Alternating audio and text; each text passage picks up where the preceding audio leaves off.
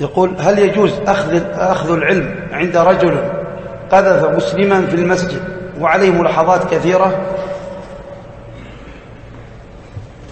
هذا إذا لم يتب ولم يعتذر من يطلب المسامحة من المقذوف لا يؤخذ عنه العلم. نعم. ما نصيحتكم لطلبة العلم الذين يتعصبون لرجل قذف مسلما في داخل المسجد؟ هذا مذنب وينصح، وإذا تاب الله عليه. نعم. ما قولكم؟ يستسمح المقذوف. نعم. والذي يحلف يعني يصر على قراءة السؤال، بالله عليك تقرأ السؤال. هذا أقسم عليك أنك تقرأ السؤال، بالله هذا قسم، يضر بقسمه. قرأنا السؤال خلاص.